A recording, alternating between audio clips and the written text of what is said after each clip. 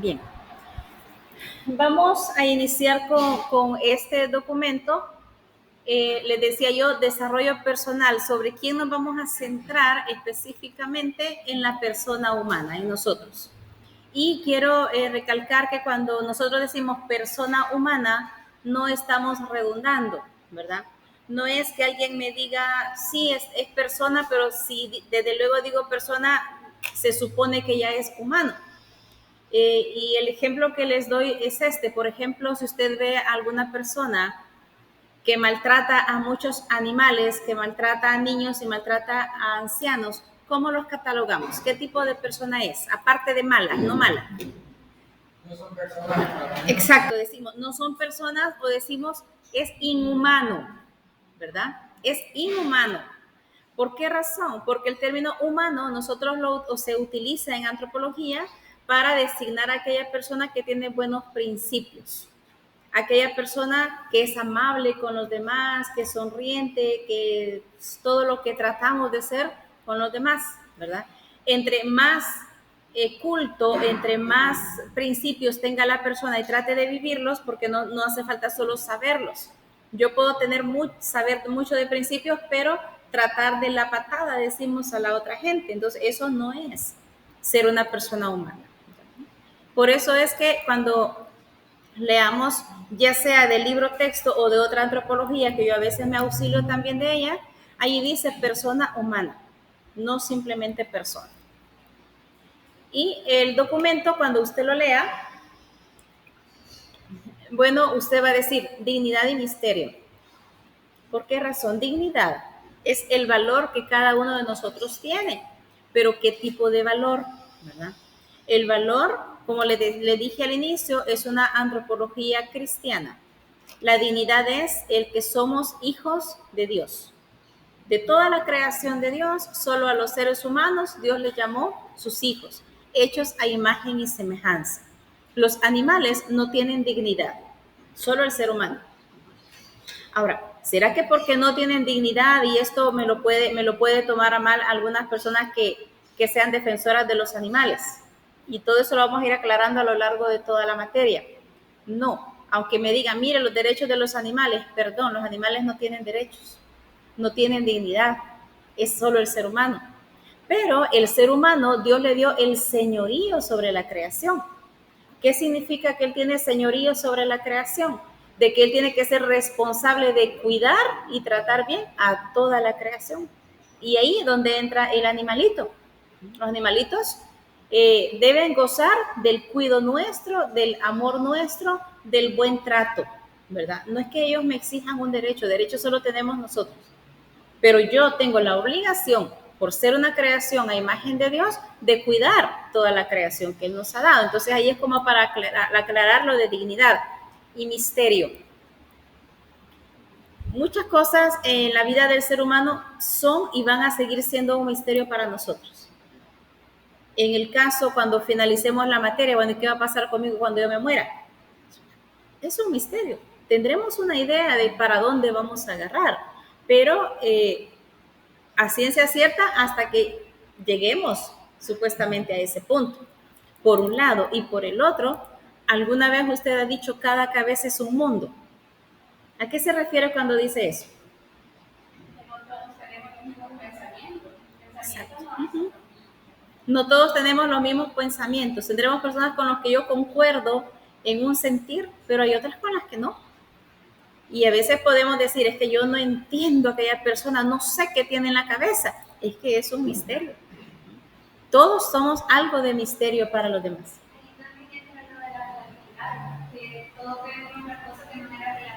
Así es, así es. Acá tal vez no le vamos a llamar relatividad, sino que le vamos a llamar subjetividad. Subjetividad es lo que yo pienso, a mi manera de ver desde mi punto de vista. Y objetividad es el deber ser. ¿Sí? Ahí podríamos hablar de verdades. No sé si ustedes no llevan filosofía, ¿verdad? ¿O llevan? No. En filosofía, ahí hablamos de verdad subjetiva y verdad objetiva, ¿verdad? La verdad objetiva es el deber ser de todo, lo que así es. Pero la verdad subjetiva es para mí, ¿verdad? Yo les puedo decir a ustedes, miren jóvenes, para mí es la 1 de la tarde. Y alguien va a decir, no, licenciada, son las 2:30. No, es que son, para mí es la 1 de la tarde. Y esa es mi verdad subjetiva. ¿Me explico? Entonces, son términos que van a ir saliendo a lo largo de todo esto. Y entonces aquí me habla de hombres y mujeres que son los que pueblan el mundo y suscitan interrogantes y enigmas. O sea, nosotros somos interesantes, ¿verdad? Y por eso es que da el paso a la antropología, porque la antropología es aquella ciencia que le interesa estudiar al ser humano, ¿verdad? De dónde viene, por qué es de una manera o de otra. Y por eso usted va a leer ahí que le dice que abre un mundo de reflexiones, ¿verdad? Y así nos vamos a llevar todo el ciclo haciéndonos chaqueta entre nosotros para lograr descifrar y entender por qué hemos hecho algunas cosas que de repente decimos no sé por qué lo hice. Y realmente sí sabemos por qué lo hicimos. Lo que sucede es que no queremos decir el motivo por el cual lo hicimos. Veamos qué más hay por acá. Aquí va a leer usted, ¿verdad? Lo maravilloso de la persona concreta, cada hombre y cada mujer. Somos diferentes. El ser humano es una sola creación, pero estamos como divididos en hombre y mujer. Hombre y mujer jamás van a ser iguales, nunca. Por más institutos o movimientos que peleen por la igualdad entre el hombre y la mujer, no, solo somos iguales en dignidad, pero veámonos en un espejo, anatómicamente somos diferentes, por fuera y por dentro, ya no digamos con nuestra forma de pensar, entonces jamás podamos pensar nosotros que hombre y mujer van a ser iguales, porque son complementarios, y esa es la riqueza de la cual nosotros tenemos. Veamos qué más hay también. Aquí me habla de, vamos a hacer como un recuento de cómo se ha visto a la persona a través de la historia. Y en esta parte me dice que tiene sus orígenes en Grecia y en Roma. Y depende de cada uno de esos orígenes, tiene su palabra etimológica, quiere decir los vocablos de los cuales surge el término persona. Y el primero me dice que es del latín, que se lee personare, y lo otro es del griego, que se lee prosopon. Son los dos términos de los cuales proviene. Pero y entonces prosopon, que es griego, significa lo que se pone delante de los ojos. Si quizás para las personas que les gusta leer o a los que les gusta la historia, ¿verdad? Por ahí escuché, ¿cuál es el símbolo mediante el cual se simboliza una obra teatral? O que va a haber una obra en un teatro. Hay un símbolo. ¿Ah? Es un dibujo. Sí, son dos máscaras, creo, ¿verdad? Ajá, sí, una triste, es cierto, una triste y una feliz. Pero si se fija, estas máscaras tienen ojos, digamos, tienen nariz, pero no tienen boca, ¿verdad? Uh-huh. ¿Ah? Nunca las han analizado. Uh-huh. Ajá, pero solo tienen ojos, tal vez tienen el huequito de la nariz, pero boca no tienen. Y entonces eso significa prosopon, lo que se pone delante de los ojos, ¿verdad? Alguien podría decir un antifaz, ¿verdad? Que usan algunos superhéroes, un antifaz, o cuando hemos ido a alguna fiesta y nos han dado antifaces, yo creo que por compromiso nos los ponemos, no porque nos guste ponerlo, pero lo ponemos delante de los ojos, ¿verdad? Y eso se identifica, ¿verdad? Que esa máscara suena a través de, el término personare significa sonar a través de. El hecho de que esa máscara de la que estamos hablando, que representa el teatro, no tiene boca, pero sí no es una máscara plana, sino que es una máscara que si la vemos de un lado tiene, así como usamos esa mascarilla, ¿verdad? Yo uso un mi molde para que me levante la mascarilla. Entonces, eso es para formar una acústica. Cuando la persona hablaba, con la acústica que tiene la forma de la máscara, entonces sonaba más su voz. Acuérdense que estamos en una época donde los micrófonos no existían. Y era admirable cómo se las ingeniaron para descubrir la acústica y con esas máscaras ellos hablaban más fuerte. Entonces, prosopon significa lo que se pone delante de los ojos Y el término personare significa sonar a través de, ¿verdad? Hace una acústica y suena. Es como a veces lo hacemos, ¿verdad? Si no cargamos audífonos o algo, metemos el celular en un lugar en una taza puede ser. ¿Qué es lo que buscamos? Que me forme una acústica. Me permite, solo me están pidiendo una clave. Estamos formando una acústica.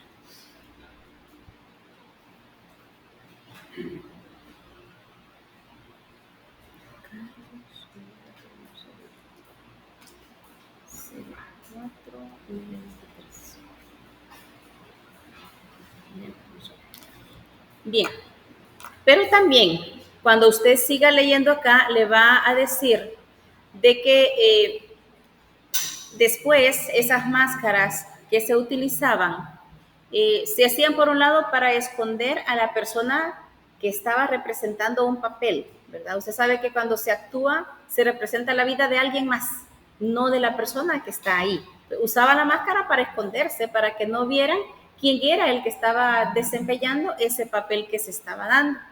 Y por eso es que después se hizo extensivo al papel del actor que representaba, ¿verdad?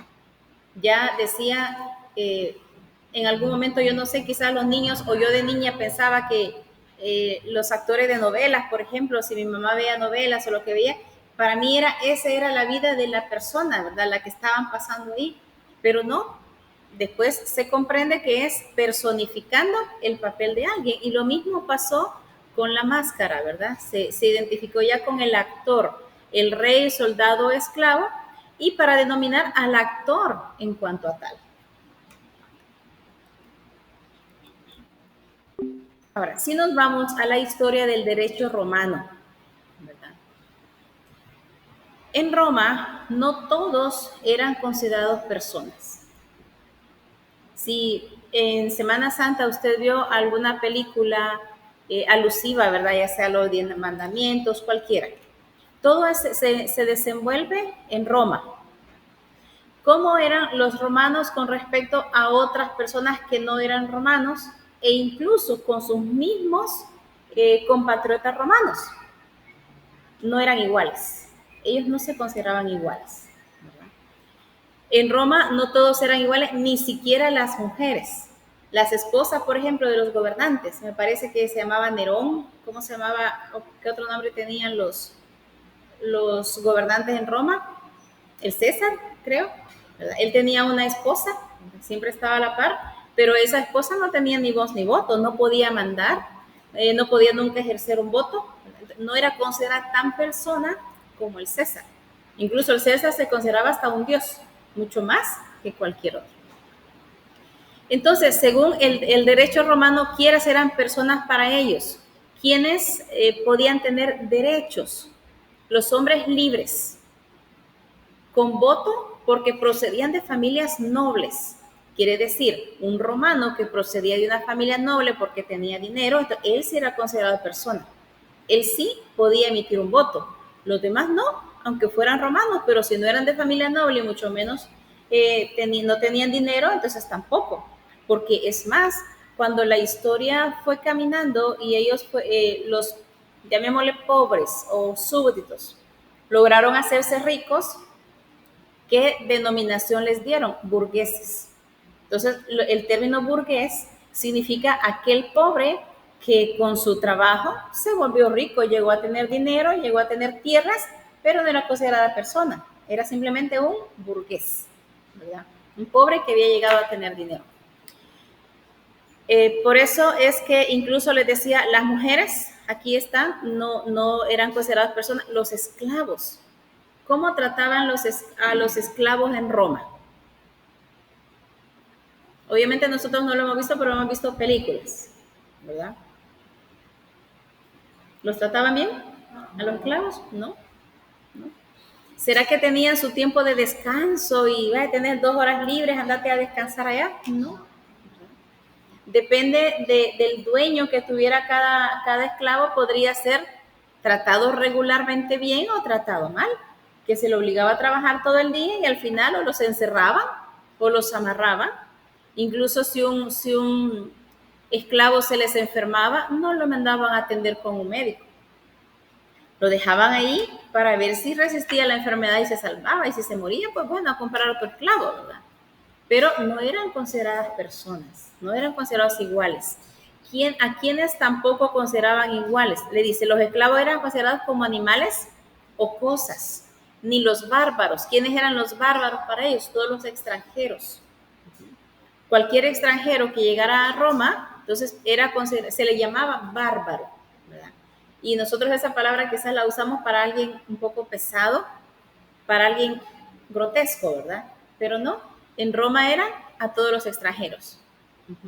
Ni los hombres no nobles. Había muchos hombres nobles, pero no eran consideradas personas. Si nos vamos y volviendo a esas películas que yo les decía, los apóstoles, por ejemplo, los seguidores de Jesús, no eran consideradas personas. Por eso es que los seguían y los mataban como matar una cucaracha, ¿verdad? O matar una hormiga, porque no eran considerados personas. Las mujeres tenían derechos similares, pero limitados, muy limitados, ¿verdad? No tenían derecho al voto. Incluso avanzando un poquito, creo que a lo largo de la historia usted sabrá, por lo que ha estudiado obviamente, que la mujer incluso no ejercía el voto. No, yo no recuerdo hasta qué año fue que ya la mujer pudo ejercer el voto y ya pudo actuar y movilizarse como con la libertad que nos movemos ahora, ¿no? Porque antes no era en esa situación. Si vemos incluso, hay novelas de época bien bonitas donde ahí se ve que la mujer no podía andar sola en la calle, tenía que andar con alguien acompañándola. Y todo eso era, hoy le llamaríamos discriminación, ¿verdad? Pero era porque la mujer no estaba en el mismo peldaño del hombre, ¿verdad? Siempre estaba un poquito abajo.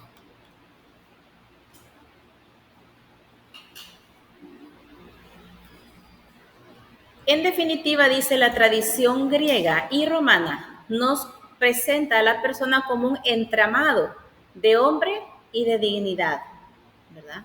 No se veía tan claro, entonces, quién era persona y quién no. Viene entonces la época del cristianismo y en esa época se desarrolló otro concepto de persona, que es el que ha sido posteriormente asumido y por todo Occidente. Nosotros en El Salvador, en Centroamérica, costumbres y tenemos una influencia de Occidente, ¿verdad? No de Oriente. Viene Jesús y les dice, fíjese, estamos en la época donde el César se creía Dios, donde los gobernantes ni las mujeres que tenían a su lado, sus esposas, a las que en teoría las querían, ¿verdad? No eran consideradas igual que ellos. Viene Jesús y con sus discípulos y les dice, ya no hay diferencia entre judío ni griego, ni entre esclavo ni libre, ni entre varón y mujer, porque todos vosotros sois uno en Cristo Jesús. Ya habiendo visto el contexto social, vean por qué el odio contra Jesús. ¿Por qué el odio? Si ellos estaban felices, ¿cómo estaban? Yo arriba, vos abajo. Yo puedo decidir, imagínense en el Coliseo Romano, y con solo esto y esto se decidía quién vivía y quién moría. Porque para ellos, los que estaban ahí en el Coliseo, simplemente eran a lo mejor muñecos que servían para distracción, no se les valía. Y viene Cristo y les dice, bueno, es que somos iguales, tenemos los mismos derechos, tenemos el mismo valor, entonces de ahí es el odio eterno que se dio contra Jesús hasta que lo mataron y obviamente a sus discípulos y sus seguidores. Raíz, y ahí está la explicación del por qué la iglesia se escondía, ¿verdad? Y sus reuniones las hacían escondidos, porque aparte que no eran considerados personas, mucho menos creerles y aceptar que todos eran iguales. ¿Qué otra cosa se habló en ese momento? La eliminación de la esclavitud. ¿Qué pasa? Hay una película en los 10 mandamientos que se da que el faraón libera a los judíos. a través de Moisés, que Moisés va y todos los esclavos judíos son liberados y que van y atraviesan el mar rojo, ¿verdad? Etcétera. En ese contexto hay alguien, creo que es la esposa del faraón, que le dice, ¿y ahora quién va a construir las ciudades para nuestro hijo? Si estás dejando ir a los esclavos. Era inconcebible quedarse sin esclavos. ¿Quién me va a atender ahora? ¿Quién me va a seguir?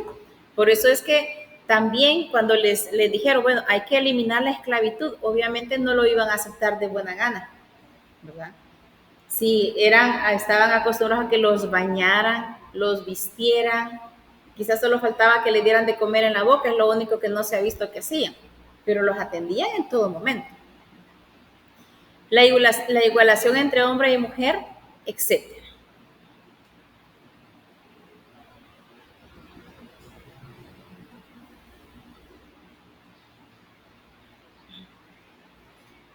Y aquí van a leer ustedes, le va a mencionar incluso algunos concilios. Los concilios son las reuniones de las autoridades de la Iglesia Católica. Y el nombre que tienen es del lugar o la ciudad donde se realizó ese concilio, esa reunión, donde ellos le hacían mejoras o sugerencias a las leyes bajo las cuales estaban orientando la iglesia. Entonces, cuando habla del concilio de Nicea, el de Constantinopla, el Efeso, Calcedonia, son lugares donde tuvieron reuniones la iglesia católica. Me imagino que aquí tengo a algunos de ustedes que profesan diferente religión, pero habrán católicos. Hay católicos acá. Y los católicos, ustedes saben que tenemos dos credos, el credo largo y el credo corto, ¿verdad? El credo corto surgió en el concilio de Constantinopla, por eso se le llama el credo constantinopolitano, ¿verdad? Porque surgió en eso. Y así como ese y otros cambios que se han dado en los concilios, ¿verdad? Habla de las categorías filosófico-teológicas y las dos principales son el cristianismo, Cristo y la Trinidad. Ahí le va a hablar de la divina providencia para nosotros, pero vamos a seguir buscando qué pasa con la persona. Surge para este año que nos sirva para situarnos en el contexto social en el que estaban, ¿verdad? Y nosotros estamos ahorita en el 2022, ¿verdad? Y esto surgió en el 480 después de Cristo. Boecio fue el personaje que dio el primer concepto de persona.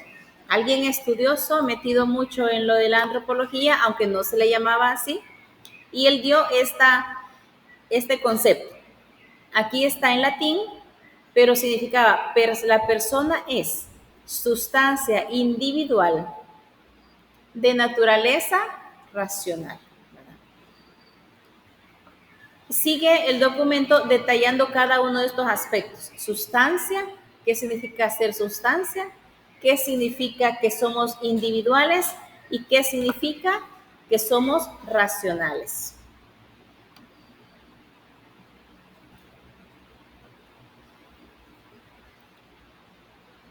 Le dice que la escolástica, por eso les preguntaba lo de filosofía, es el periodo filosófico cristiano. Se le llama a todo ese periodo escolástica. ¿Quiénes resaltan en el periodo de la escolástica? San Agustín, San Francisco de Asís, Santo Tomás de Aquino. Los más famosos, pero hay más. Entonces, la escolástica era la filosofía cristiana y ella aceptó la definición de Boecio y se centró en el concepto de sustancia. La escolástica le interesó la sustancia. Esto lo voy a dejar que lo lea y nos vamos al análisis específico.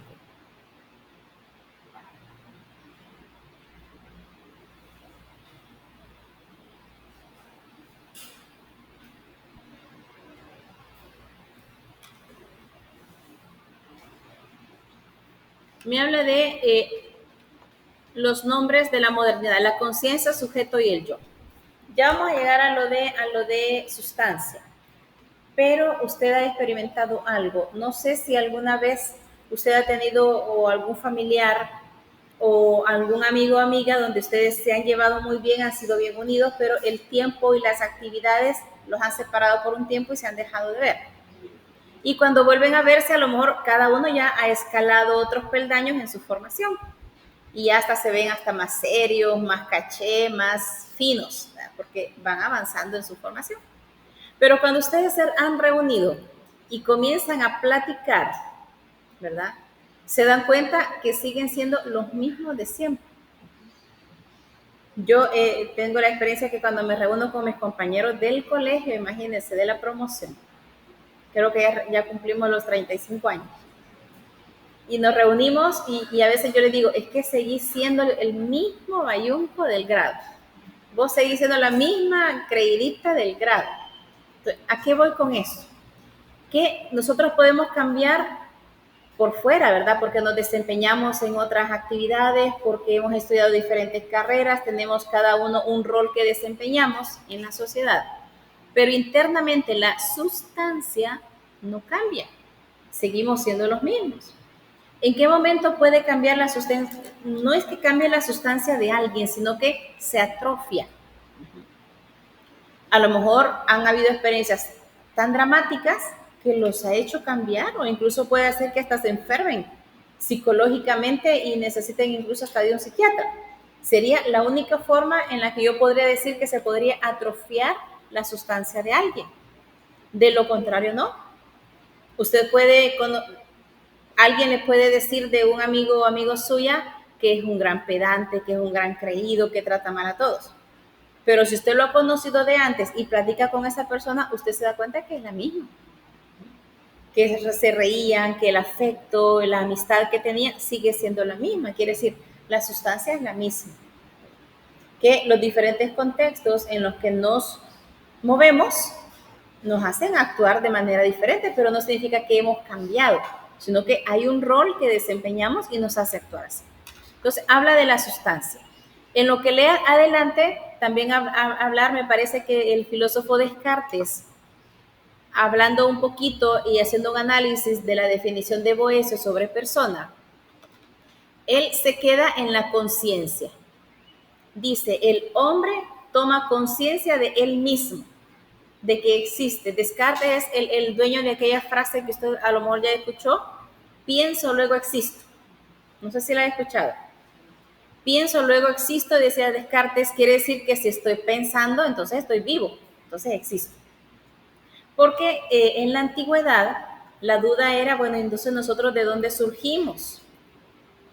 Estará la teoría del Big Bang, hay muchas teorías, pero los filósofos decían, bueno, ¿de dónde viene el ser humano? Y decía Descartes, lo que yo puedo aportar es que el hombre toma conciencia de él mismo. A lo mejor si me veo en un espejo o si no había en espejos, me veo en el agua, por ejemplo, que refleja mi imagen, yo puedo ver que soy mujer y que soy diferente a un hombre que está aquí viéndose también en el agua. Entonces, el hombre toma conciencia de él, que es un sujeto y que tiene un yo. Ah, aquí está Descartes, yo lo estaba mandando ahí arriba, miren. Un ser interior consciente de sí mismo. Más adelante será también sujeto, ser que se pone ante el mundo externo con una interioridad, riqueza y capacidad de acción. Después, el yo entendido como autoconciencia de sí mismo. Nosotros somos un yo. Y cada uno es diferente del otro, ¿verdad? Hay filósofos y da risa, yo acabo de dar esta materia, hay un filósofo que dice que él piensa en el yo absoluto, él, lo demás fuera de él es el no yo. Quiere decir que todos ustedes para mí son mi no yo, porque yo no soy ustedes. Habla de que ya tomamos conciencia que nosotros somos diferentes, no somos iguales a los demás. ¿Habemos muchas mujeres? Sí, pero no somos todas las mujeres idénticas. Igual los hombres. Hay muchos hombres. Lo común que tienen es que son hombres masculinos, pero que son diferentes, son diferentes. Entonces me dice, estos conceptos constituyen aportaciones inestimables a la filosofía del hombre, pero tendrán un importante defecto de fábrica. Entonces la filosofía moderna los desarrollará desde su perspectiva. No estamos en filosofía, pero la antropología y la filosofía van bastante de la mano. Entonces ustedes van a observar que aquí de repente van a salir algunos filósofos que me van a dar sus aportes.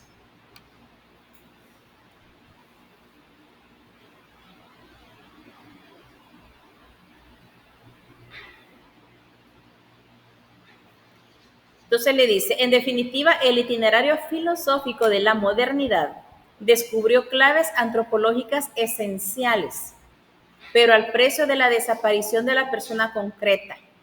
El hombre y la mujer viven de una manera autónoma y limitada, pero real. Quiere decir que ha habido muchas personas en la historia del ser humano interesados en tratar de descifrar al ser humano, que dentro de ellas a lo mejor se han perdido vidas, porque no había tanto pudor y se experimentaba con las personas. En alusión a dar a conocer estas experimentaciones con las personas, es que surge esta historia un poco tenebrosa en su momento, el famoso Frankenstein, ¿verdad? El Frankenstein, ¿cómo surge? ¿O no saben cómo surge Frankenstein? ¿No? Es como el querer reparar, digamos, la vida de alguien, pero con pedazos de otras cosas, de otras personas. Y entonces, como el ser humano está experimentando, entonces surge este Frankenstein que tiene vida, pero es como un monstruo, que no reacciona. Entonces, el hombre ha estudiado mucho al hombre, pero a veces ha sacrificado vidas, dice, por estudiarlo. Bueno, de hecho, ustedes creo que estudian mucho sobre las vacunas. No sé si ya estudiaron eso, pero estudian al menos, me parece que la primer vacuna de la rabia, el creador de la vacuna la experimentó en su hijo o su hija. Y entonces ahí estaba experimentando con la persona. Entonces, de ahí viene en que a veces experimentamos entre nosotros. Ahora, ¿qué pasa con la situación contemporánea de la persona en este momento? Me dice por acá que aparecieron como dos poderosas ideologías allá por el siglo XX.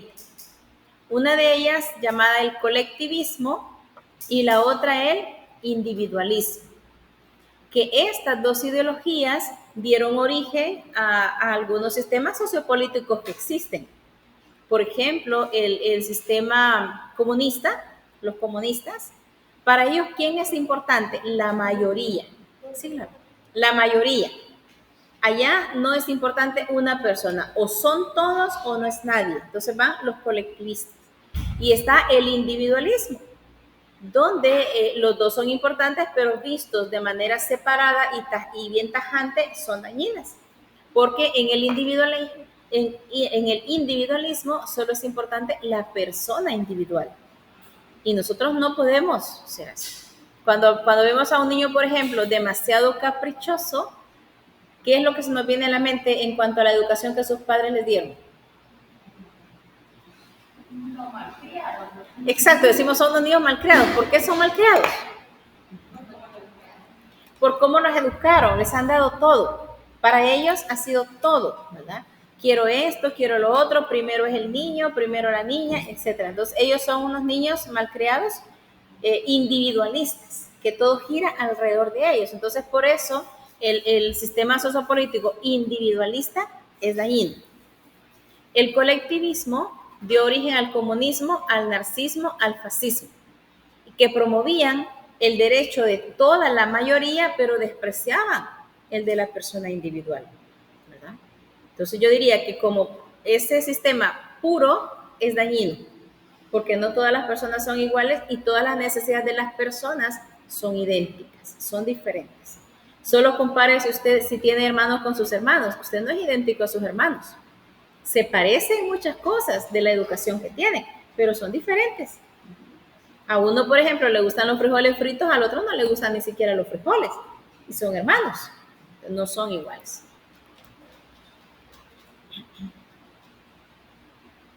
Lo esencial era el organismo de la sociedad, mientras que la parte hombre solo era importante en la medida que le servía al organismo.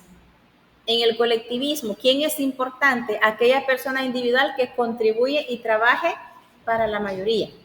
Pero si no contribuía para la mayoría, entonces no tenía valor. Entonces, por eso el colectivista es demasiado radical, es dañino, pero veamos el individualismo.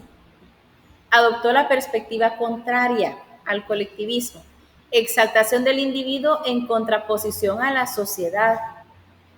Y cuando esto se da, ocasiona problemas como el que está mencionando aquí, la ley del más fuerte. Yo a veces he preguntado, en un kinder, por ejemplo, en un grado de niños de 4 años, dentro de los niños, ¿quién es el que manda a todos los niños? ¿Quién cree usted que es el que manda?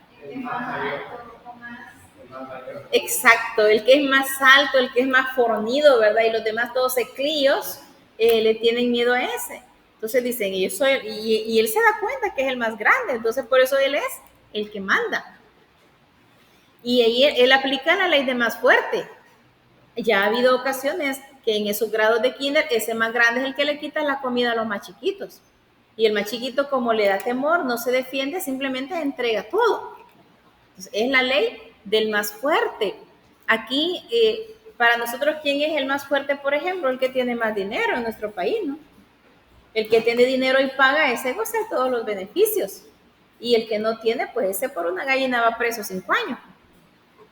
El individualismo no es correcto. Entonces, estas dos ideologías crearon problemas cuando surgieron de esta manera separada. Ahora nosotros, un paso adelante que decimos, hay momentos en que sí hay que pensar como el grupo, para el grupo, pero también hay que tomar en cuenta las necesidades individuales. Pasó hoy en estos últimos parciales, ¿verdad? Con esta situación que estamos trabajando híbrido. Nos dijeron, el parcial es presencial, obligado. Pero a mí se me dio el caso que un joven justo esa mañana y el sábado chocó, me mandó fotos que estaba en el seguro todo golpeado, no podía venir a hacer el examen. Y otras señoritas de acá, que yo no sé si era varicela, yo pensaba hasta que era la viruela del mono quizás, por todas las manchas que tenían. Pero como las autoridades siempre van un poco adelante, ya nos habían mandado indicaciones, ¿no? Que hiciéramos el examen sincrónico para ellos desde su casa, con micrófono abierto, cámara abierta, y que ellos vieran que no tenía nada en la mesa y haciendo el examen. Así se les hizo. Entonces, ¿qué trabajamos ahí? Trabajamos acá el colectivismo, porque yo tenía a los demás acá en la universidad haciendo examen, pero tenía a ese muchacho el sábado en la tarde haciendo su examen y las otras chicas en su horario, a ellas dos, haciéndole su examen junto con todo. Entonces, nosotros ahora mezclamos los dos, el colectivismo y el individualismo de acuerdo a las necesidades. No somos cerrados, ¿verdad?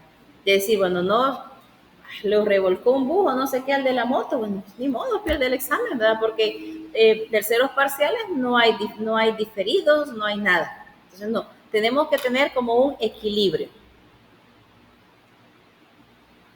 Y esos pues dieron origen, ¿verdad?, a sistemas sociopolíticos que a veces fueron trágicos también en la historia.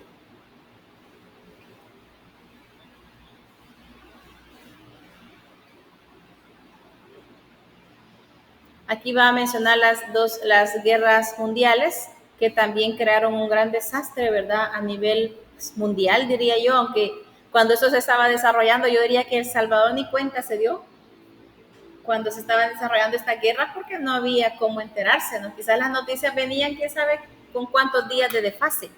No nos dábamos cuenta, pero fue algo cruel. No como la de ahora de Ucrania, ¿verdad? Que ahí estamos al día, qué es lo que está pasando.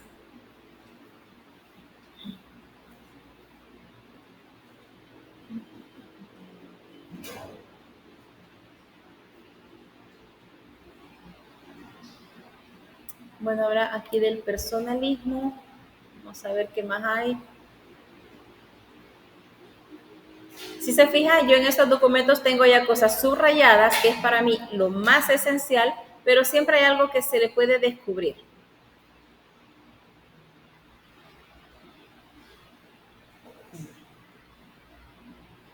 Y entonces llegamos a la página 38 donde me dice la pregunta, ¿qué significa ser persona? ¿Será posible definirla? Bueno, hasta hoy en día nadie más ha dado una definición que haya sido tan bien aceptada como la de Boecio.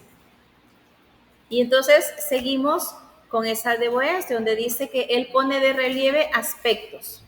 La sustancialidad, quiere decir el hecho de que subsiste en los cambios y tiene consistencia. La persona permanece, no deja de ser ella. Si, incluso si a esa persona de años, le diría yo, que tiempo que no hemos visto, y nos adentramos en una plática bastante íntima de recuerdos y cosas, vamos a descubrir que esa persona, a pesar de verse diferente, la sustancialidad de ella persiste. Sus buenos sentimientos, su carácter, por ejemplo, si es demasiado enojado o bien pasivo, entonces la persona se mantiene. Es individual. La persona es una realidad única. Nosotros, nadie hay igual a nosotros. Ni entre los gemelos idénticos, que aparentemente así los confundimos, ¿verdad? Es difícil, para mí siempre ha sido un reto y un difícil tener alumnos gemelos. Y en la universidad yo no sé por qué vienen bastantes.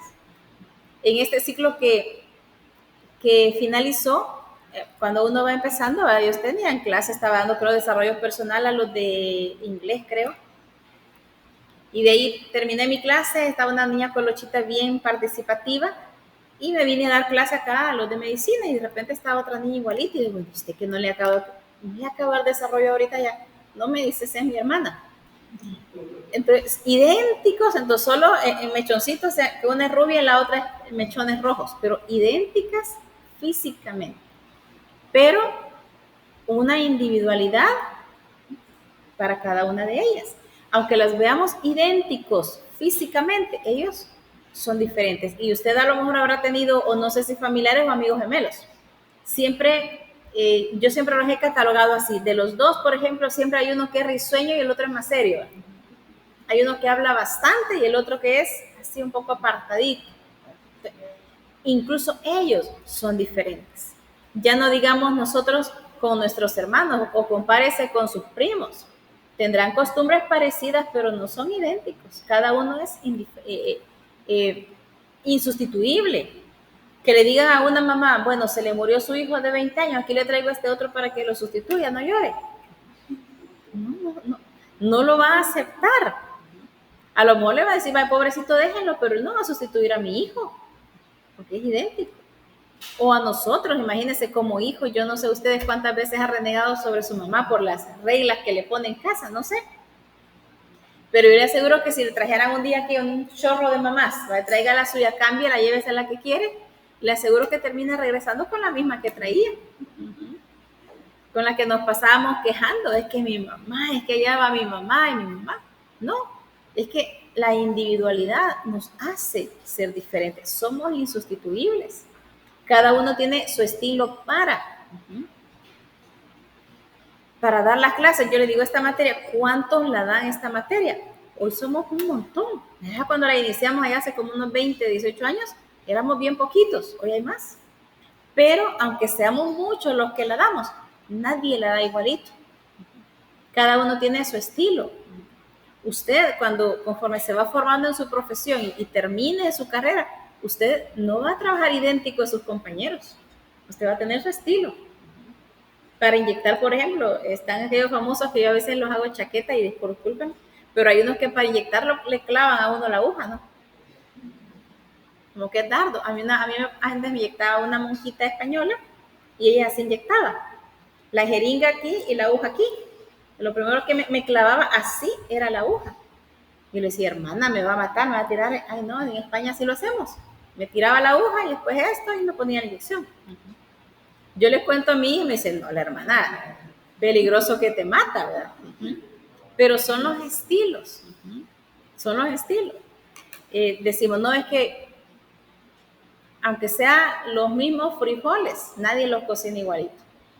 Ahí le ponemos la individualidad. No somos iguales. Habrá muchas cosas en común, parecidas, pero no idénticas. Somos individuales. Y bueno, me habla de naturaleza racional. A menos que nos demos un golpe fuerte en la cabeza y nos deje enfermos y taraditos, ¿verdad? No vamos a poder tener la misma racionalidad. Pero todos somos racionales, somos seres pensantes y es lo que nos hace la diferencia y nos separa de los animales. El animal sí actúa por instinto, el ser humano no actúa por instinto. Y por más que quieran decir es que el instinto es de sobrevivencia, no se llama instinto. Es el resultado de responder a una tendencia. Cuando nos sentimos en peligro, obviamente nos vamos a querer salvar.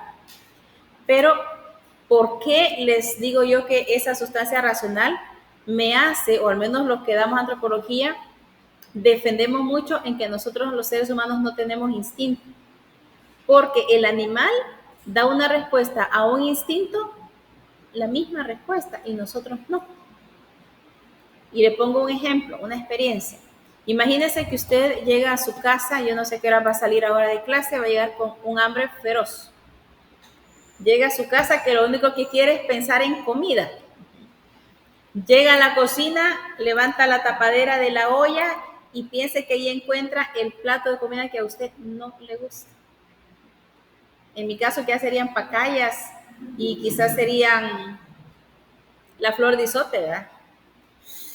Flor de isote. ¿Se la comieran o no se la comieron? No. No. Les aseguro que terminan comiendo pan con crema, pan con huevo, pero no lo que les tenían ahí en esa cacerola. Entonces, vea, si usted fuese un instinto, usted se come la pacaya, usted se come lo que no le gusta ahí, porque usted quiere satisfacer la comida. Pero usted no dio la respuesta, estímulo-respuesta, sino que usted dijo, esto no me gusta, sí tengo hambre, pero voy a comer otra cosa y se prepara otra cosa. O se va a dormir. Piense que ahorita entra una leona ahí que tiene 2 semanas de no comer. ¿A quién se va a comer? Al primero que agarre. Todos pensaron que a mí, ¿verdad? Al primero que agarre. Y la leona no va a andar diciendo, ay, es que está muy delgadita, que es muy feíta, que tiene pelo largo. Pero no va a andar, no va a agarrar y al primero que agarre se lo va a comer. Con ropa, sin ropa, amargo o dulce, como sea, se lo va a comer. La leona sí responde a un instinto, el ser humano no. El ser humano responde a una tendencia. Tengo hambre, sí, pero ¿qué quieres comer? Ay, no sé, ya voy a pensar. Piensa. El animal ve comida, come. Si no tiene hambre, no va a comer. Entonces, por eso es que somos seres racionales, somos los únicos que somos racionales. Habrá algunos animales que según estudios tienen un cierto grado de pensamiento, que aprenden algunas cosas, pero jamás en la proporción del ser humano. A mí estos telefonitos todavía me asustan. ¿Y quién los creó? No los creó un chimpancé, lo creó el ser humano. ¿Qué lo creó? La inteligencia del ser humano. Porque a veces mis hijos me dicen, mira, este teléfono es brujo. ¿Cómo sabe que anduve en tal lugar? ¿Cómo sabe que he andado buscando esta cosa y solo mensajes anuncios de lo que he andado buscando me están saliendo? Es un teléfono inteligente, pero ¿quién lo creó? El ser humano. La racionalidad del ser humano. Entonces, es lo que a nosotros nos distingue. Por eso dice que, bueno, la definición de Boecio cumple con las reglas de la lógica.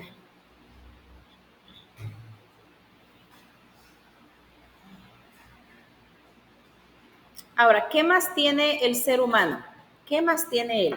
El ser humano tiene la libertad. El ser humano es libre. Nosotros somos libres. Si lo vemos desde el punto de vista religioso, alguien podría decir, mire, y si Dios es todopoderoso, ¿por qué existe la gente mala? ¿Por qué digamos que se dedica al narcotráfico o cualquier cosa ilícita, tiene dinero, le sobra el dinero, y yo que ando sudando, trabajando y me mojo, ahí soy que no me alcanza el dinero, la vida es injusta, eso. Pero entonces, ¿qué está pasando? ¿Por qué a ellos les va bien y a mí mal? Pero solo veo cómo hemos estado en estos meses con la ley de excepción, cuántos de ese tipo de personas han caído. Y aquel que se ha estado quebrando los dedos, ahí se sigue quebrando los dedos tranquilito, durmiendo tranquilo y sin nada, pues. Entonces, es la libertad, Dios nos ha creado libres. Y por eso existen personas malas y personas buenas.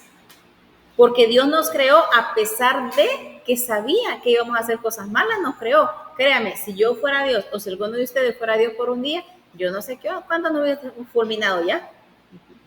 Yo pensara, voy a crear a este para que después me haga eso. No, mejor no lo fulmino, ya no lo creo. Sin embargo, Dios nos creó a todos. Y ya sabía que nos íbamos a equivocar.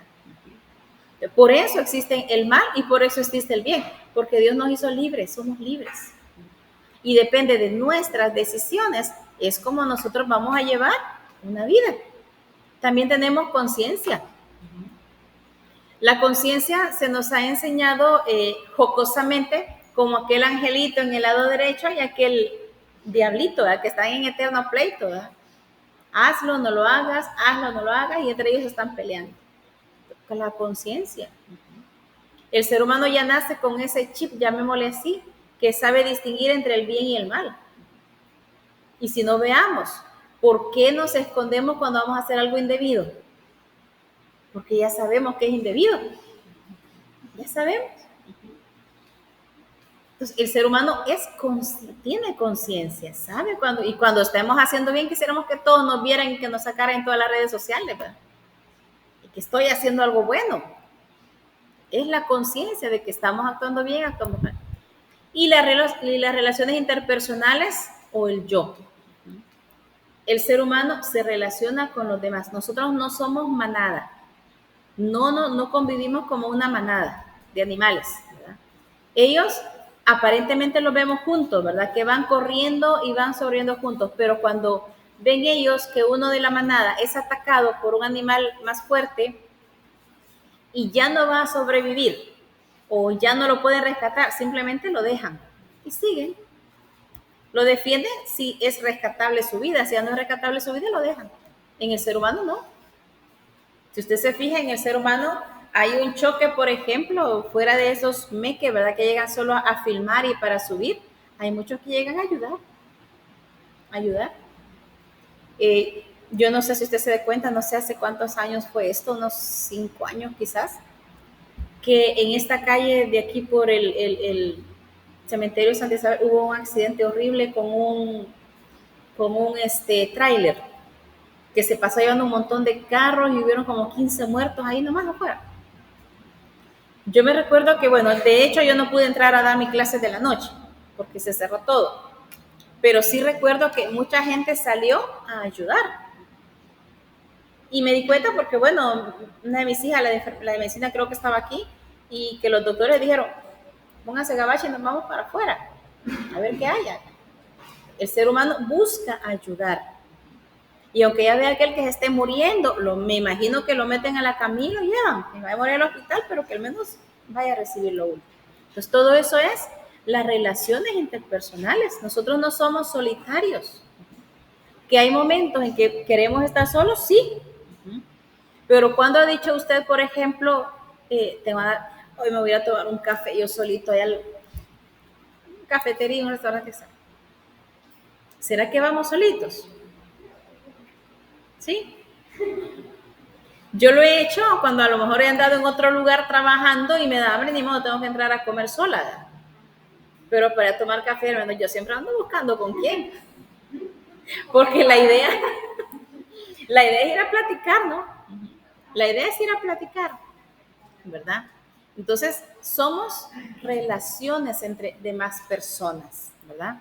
Yo les aseguro que si nos encierran en un cuarto sin internet, sin corriente y sin nada, al final terminamos hablando con el chucho o con el espejo. Entonces, somos muy relacionales.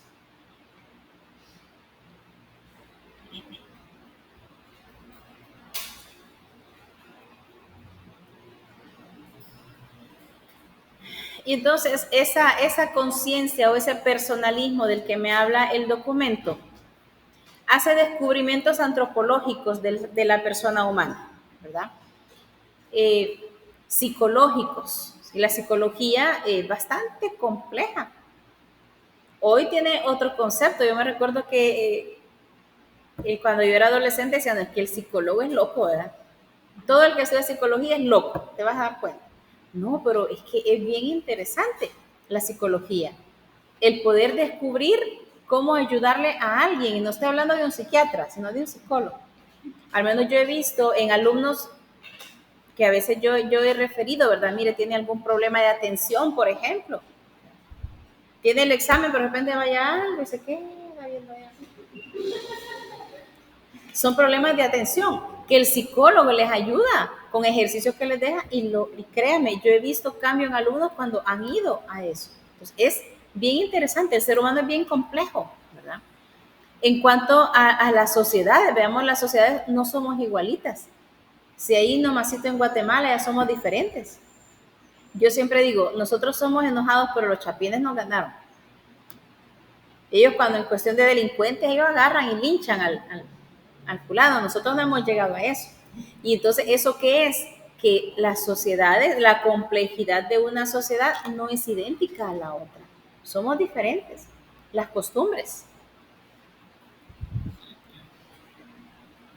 La insistencia en el carácter de cada persona, con lo que les venía diciendo, somos una cajita de Pandora, dice alguien, ¿verdad?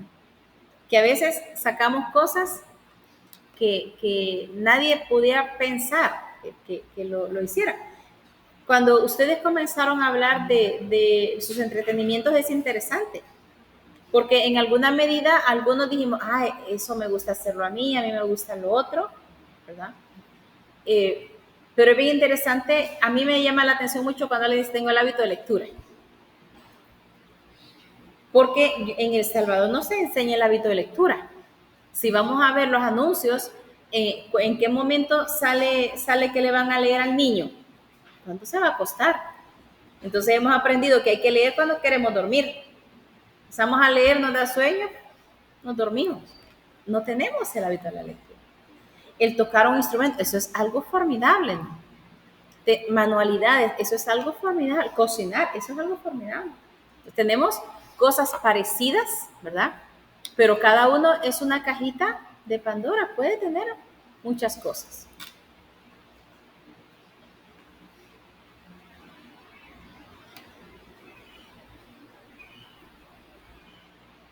Bien, veamos qué más hay por acá. Aquí hay algunas definiciones de personas que otros personajes quisieron dar. En el caso, por ejemplo, de Mounier, dice, una persona es un ser espiritual constituido como tal para su forma de subsistencia y de independencia de su ser. Él, obviamente, él ya conocía la definición de Boecio, entonces él dio su punto de vista, pero también acertado, porque también somos seres espirituales. Nosotros, depende de cada uno cómo viva su fe religiosa, pero es religioso. Y les aseguro que ese alguien, más de alguna persona, que se quiera autodenominar ateo, realmente ateo no es, si cree en algo. Solo ese ateo, yo recuerdo hace muchos años, quizás fue mi primer ciclo de universidad o segundo, no sé.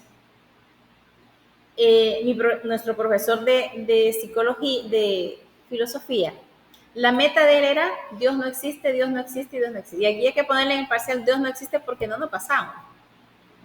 Pero surgió que iba a haber una manifestación, iba a salir de la Nacional de Santa Ana y todos teníamos que ir y era una obligación. Yo recuerdo que yo le dije a mi esposo, en ese momento era mi novio, le dije, yo no voy a ir. No me ponga cero, pero yo no voy a ir. Es que era el tiempo que todavía estaba la guardia y la guardia garrotazos los agarraba. Y de hecho, unos compañeros míos fueron con ese licenciado y dijeron, me voy cerca de él para que me ponga el punto y vea que realmente yo fui. Lo que le sucedió a ellos de que de repente en el centro sí les salió la guardia y empezó a golpear gente. Entonces vino este señor y se fue a esconder abajo de una mesa porque en esa época el mercado estaba fuera del mercado, no sé si se había quemado, yo no sé. Y mis dos compañeros se metieron en la misma mesa abajo de él, todos. Y dicen que el licenciado de repente empezó a decir, Dios mío, Dios mío, Dios mío, que no me vean. Ya se imaginarán el chambre el siguiente día en la universidad. Entonces, no hay persona atea, siempre creemos en algo. Entonces, eso es parte de nosotros. Somos seres espirituales. Y entonces, tenemos una subsistencia, pero también una independencia de nuestro ser. Seguimos en que no somos iguales a alguien más. Y entonces viene este otro personaje, Lacroix, y su definición dice, la persona es la dueña de sí y el don de sí. Y es que eso es cierto, pues. Dígame usted, ¿va a comer algún día usted que sin tener hambre? Depende del carácter de la persona también, ¿verdad? Porque yo he visto a amigos, a jovencitos que han embolado al otro porque el otro no tiene carácter, ¿no? Y toma, no es que si no tomas so gallina, es que mira, no tomas, ahí sí, dice el otro, tómalo y ya termina todo boliviano, ¿verdad? No, estoy hablando de alguien que tenga un temperamento, un carácter, ¿verdad? Que sabe lo que quiere, sabe lo que va a hacer, sí y no. Entonces, nosotros somos independientes de nuestro ser. Cada uno decide qué va a hacer con lo de uno. Yo les aseguro que la independencia de ustedes la hicieron valer porque yo no creo que alguno de ustedes esté obligado estudiando esta carrera. Y eso vais a estudiar y qué. No, usted no. Está aquí por su simple gusto, su independencia. Y él habla Maritain. Él me dice que el hombre es un individuo que se rige con la inteligencia y con la voluntad. No existe solamente en un modo físico, sino que sobreexiste espiritualmente en conocimiento y en amor. Entonces, lo ve un poco más elevado al ser humano, le está viendo más potencias. La inteligencia. El ser humano tiene 3 potencias importantes: materia, inteligencia y voluntad. 2 me las está mencionando Maritain aquí, inteligencia y voluntad. Pero cuando hablamos de materia, estamos hablando del cuerpo nosotros. Que si a alguien normal le pregunto de qué estás hecho, me va a decir de cuerpo y alma. Pero si le pregunto a alguien más, no es que tengo tendones, que tengo estos huesos, y me va a empezar a decir toda la anatomía, ¿verdad? Y está en lo correcto. Entonces, ¿qué es? Esa es la materia. Nosotros nacemos, según esos estudios antropológicos, con el 98, creo, por ciento de materia, que sí que traemos todo para poder hacer las cosas físicas que podamos hacer. Y viene la inteligencia. La inteligencia es otra potencia. Según esos estudios, nacemos con una influencia innata del 50% de inteligencia. El otro 50% es de trabajarlo. Y estoy hablando de una persona normal, no de los superdotados. Esos dejémoslos aparte. Pero una persona normal como ustedes y yo, toditos hemos nacido con el 50% de inteligencia. Y aquí no se vale aquellas bromas que a veces hacemos. Nosotros se lo hacíamos a un compañero que al principio nos caía mal en la universidad, porque de los 100 que estábamos en matemáticas solo él entendía. Y nosotros le decíamos, cállate, no digas que sí entendés porque nos va a fregar el ingeniero. Y le decíamos, es que vos en el cálculo aprendiste a leer. Cuando estaban repartiendo la inteligencia, yo no llegué, que decíamos nosotros. Y hay gente que sí dice que cuando repartieron la inteligencia yo me perdí esa entrega. No, todos venimos con el 50%. ¿Cuál es la diferencia entre que uno sobresale y el otro? Que el que se esfuerza más, ese trabaja el 50% que le falta. Y el que anda ahí solo 6ando y 7, este está trabajando un porcentaje mínimo, pero el 50% todos parejos lo tenemos. Es la dedicación el que hacemos esa inteligencia que dé sus frutos o no. Y la voluntad, y aquí viene la voluntad, este es lo más chistoso. Nacemos por naturaleza haraganes, nacemos con el 20% de voluntad. Quiere decir que el 80% es el esfuerzo que nosotros hacemos. ¿A qué horas iniciaron clase ustedes este día? ¿Ah? Conmigo. Vale. Ahora yo les digo, se estaban muriendo de ganas por venir a mi clase.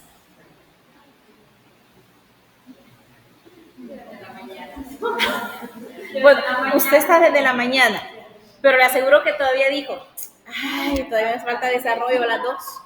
Sí, tengo otra después. Y le falta la otra. Vale, entonces la pregunta es, entonces, ¿por qué vinieron? ¿Por qué están aquí en clase si no querían venir? Tenemos que estar. Tienen que estar. Es un compromiso. Es un compromiso.